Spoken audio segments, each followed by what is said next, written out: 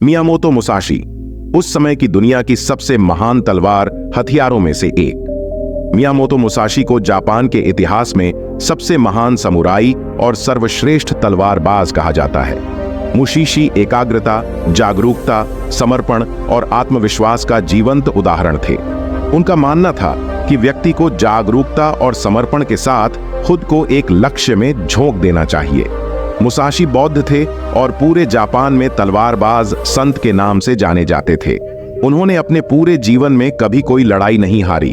वह वर्षों पहले जापान में घूमा था।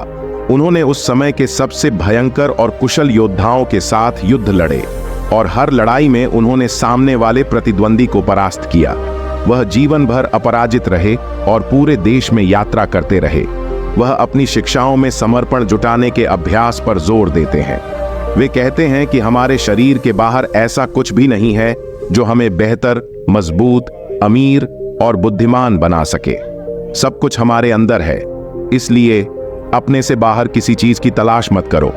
10वीं शताब्दी में जापान का सबसे प्रसिद्ध और शक्तिशाली समुराई होने के बावजूद उसने अचानक हिंसा छोड़ दी और शोर शराबे से दूर जंगल में एक गुफा में रहने लगा, जहां उन्होंने कई महीनों तक गहन ध्यान का अभ्यास किया।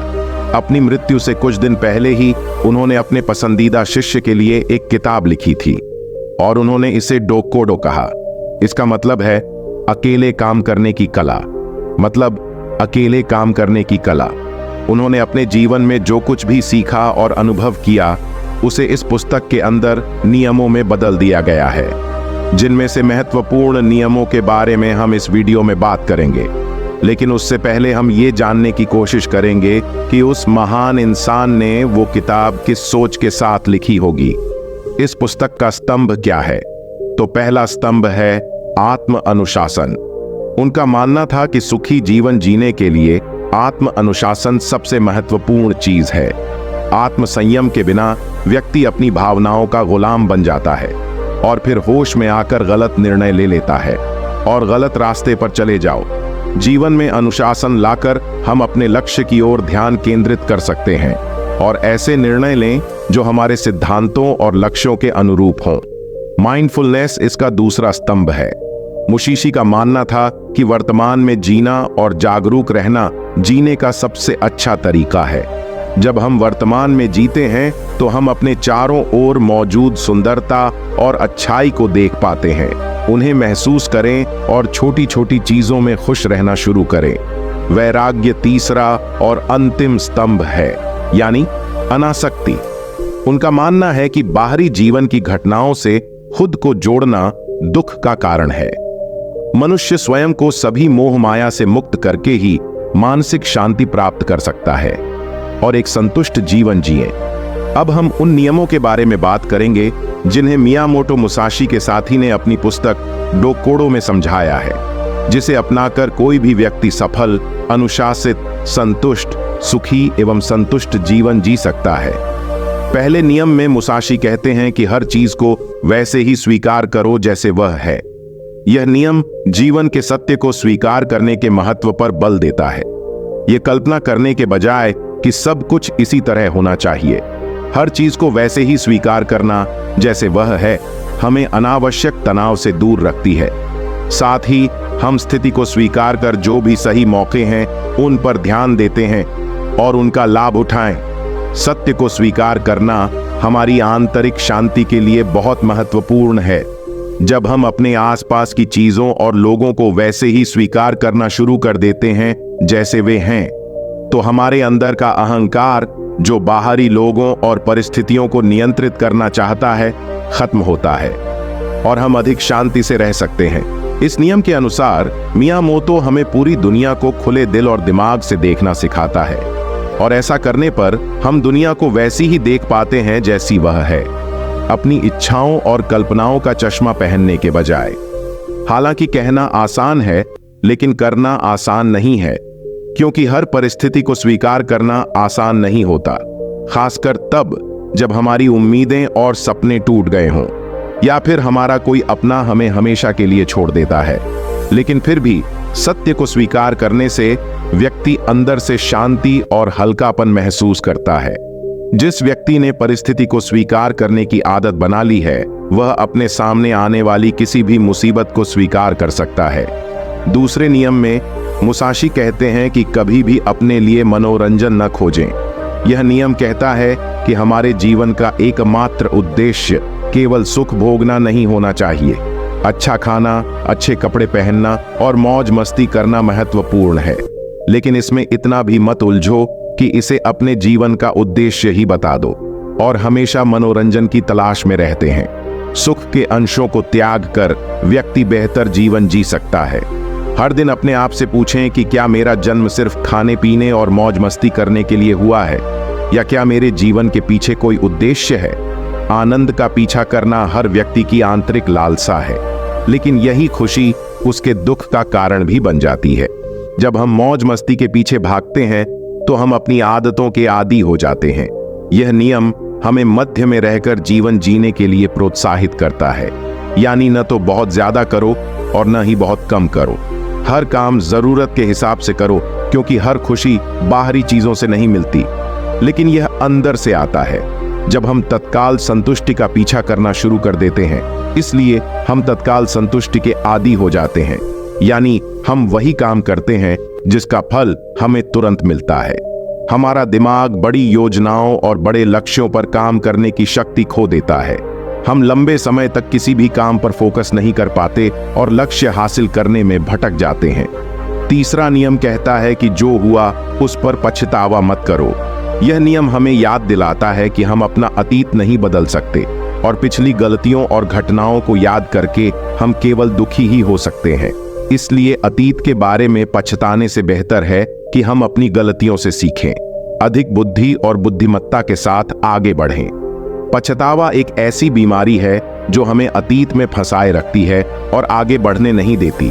इस नियम में मुसाशी हमें अपने द्वारा की गई गलतियों को स्वीकार करना और खुद को और दूसरों को माफ करना सिखाता है। हमें यह स्वीकार करना चाहिए कि आज हम जीवन में जहां भी हैं, अतीत में लिए गए निर्णयों के कारण हैं। ऐसा करके हम खुद को अतीत की घटनाओं को भूलकर वर्तमान में जीने का अवसर देते हैं।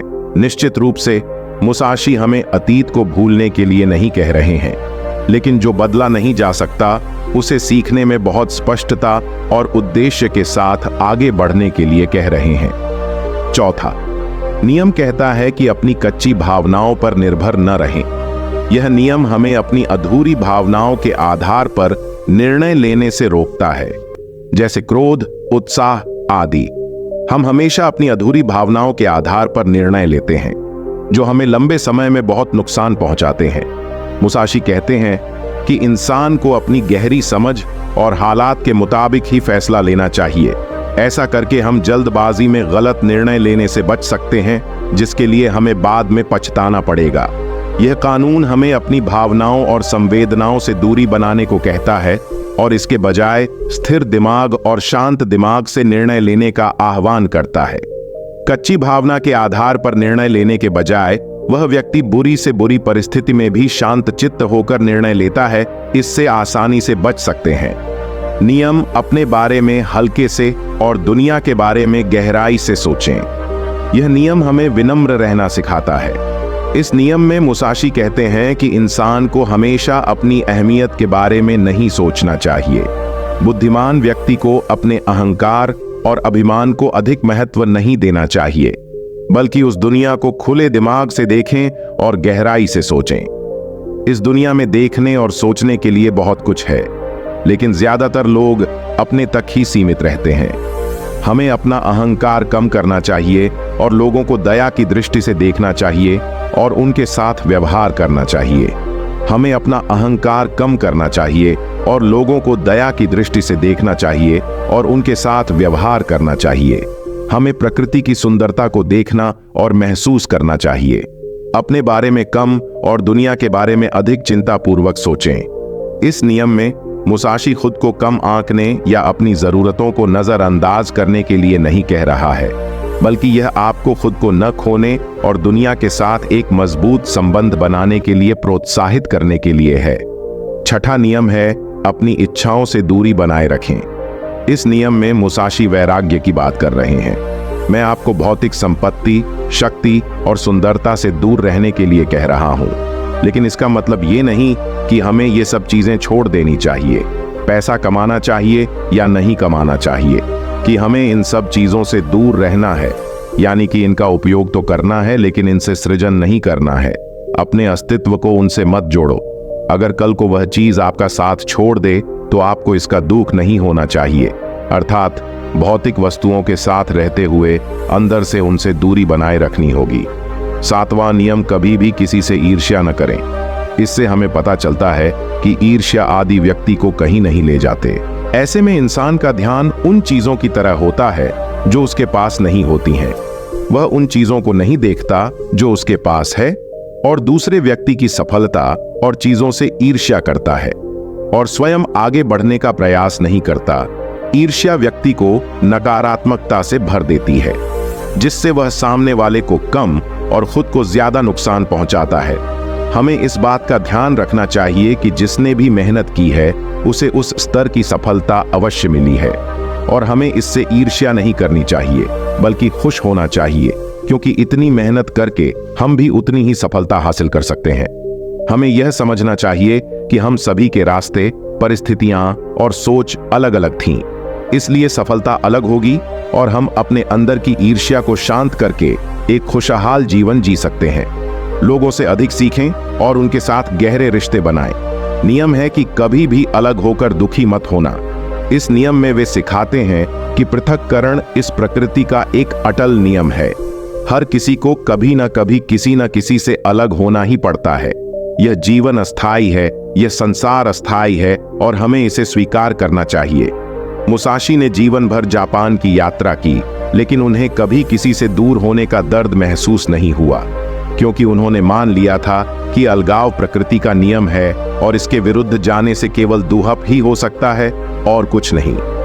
नियम क्रोध या शिकायत करना स्वयं या दूसरों दोनों के लिए हानिकारक है। क्रोध या शिकायत करना स्वयं या दूसरों दोनों के लिए हानिकारक है, जिसके वश में होकर लोग एक दूसरे के प्रति कटुता और क्रोध से भर जाते हैं।